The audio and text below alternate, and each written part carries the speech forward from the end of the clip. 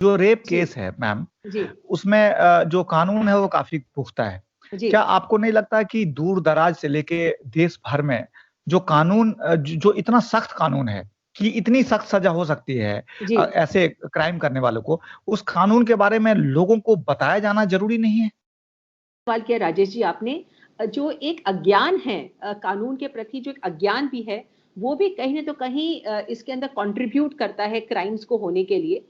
जो दूर दराज जो हमारे गांव है, भले वहां पर आज इंटरनेट पे वहां पर भी पहुंच गया है और जो आपके जो चैनल्स हैं वो भी हर जगह दिखते हैं, परंतु कहीं पर भी किसी भी चैनल के ऊपर कोई भी पॉजिटिव तरह की कोई प्रोग्राम्स नहीं होते हैं जहां पर आपको एक, फर्ज करिए कि दिन के अंदर आधा घंटा भी आम आदमी को उसके कानूनी जो जिम्मेदारियां हैं उसके बारे में बताया जाए। तो आज जैसे मैंने कहा कि हाथरस केस हुआ है, बहुत बड़ी सुर्खियां जो है, आज सुप्रीम कोर्ट के अंदर भी ये मामला पहुंच गया, इलाहाबाद हाई कोर्ट में भी है, सारे चैनल्स इसके बारे में आज डिस्कस कर रहे हैं। परंतु जब ये हाथरस मामला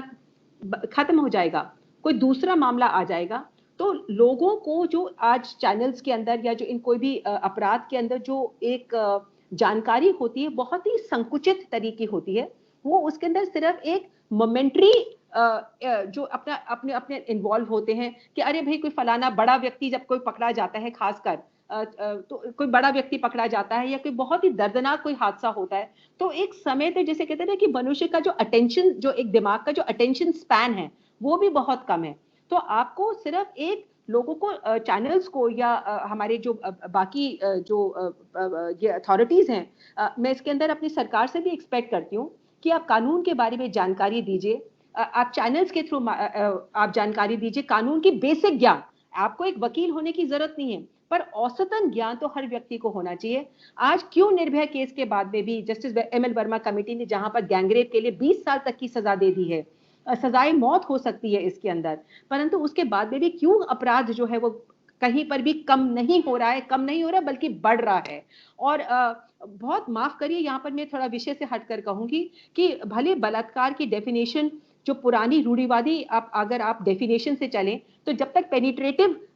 इंटरकोर्स नहीं होता था तो उसको बलात्कार नहीं माना जाता था। परंतु एक जितना जो मीडिया ने मामले को उठाया कि जहां पर निर्भया के अंदर जो बलात्कार हुआ था वो एक लोहे की रॉड के थ्रू हुआ था, तो आप एक विश्वास करिए कि राजेश जी, कि एक वकील होने के नाते मेरे पास ऐसे कई सारे मामले आते हैं जहां पर सिर्फ एक कौतूहल की वजह से जो कई पुरुष हैं और कई बच्चे जो हैं, महिलाओं के जो प्राइवेट पार्ट्स के अंदर कोई ना कोई फॉरेन ऑब्जेक्ट, चाहे वो कोई पत्थर हो, चाहे वो कोई कैंडल हो, चाहे वो पेंसिल हो, चाहे वो खुद की उंगली हो, उसको पेनिट्रेट करके उसके साथ बलात्कार करते हैं। तो कब जाके हमारे देश के लोगों को इसके बारे में जानकारी होगी कि भाई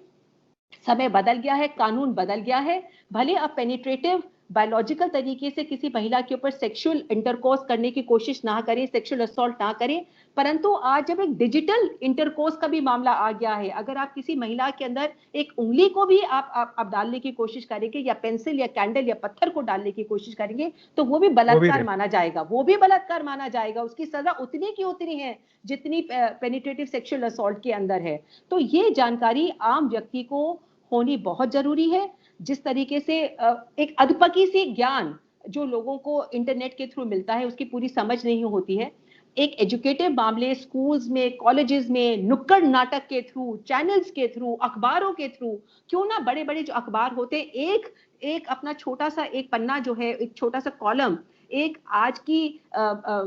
के टॉपिक के ऊपर डिवोट करे कि भाई आज का टॉपिक क्या है, बलात्कार, आज का टॉपिक क्या है, फलानी चीज है। तो आप जब तक एक आम जनता को ज्ञान नहीं देंगे, औसतन ज्ञान नहीं देंगे, उनको कानून के बारे में जानकारी नहीं होगी, कानून के बारे में खौफ नहीं होगा। और अगेन माफ करिए, जिस तरीके से हमारे अक्सर हिंदी फिल्मों में दिखाया जाता है, तो उनकी जो सोच है आम व्यक्ति की, उन्हें हिंदी फिल्मों से प्रभावित होती है। तो हमें वास्तविकता के अंदर आना है और एक पॉजिटिव दृष्टि की तरफ सोचना है। और ये पोर्नोग्राफिक मटेरियल जो है उसको कम से कम हमारे जो है इंफॉर्मेशन टेक्नोलॉजी को है, और वो आज एक freedom of speech and expression और जीवन जीने का मतलब ये नहीं है कि आप जीवन को बेलगाम होके जिए, कहीं पर अपने ऊपर हम्म। नियंत्रण करने की बहुत जरूरत है।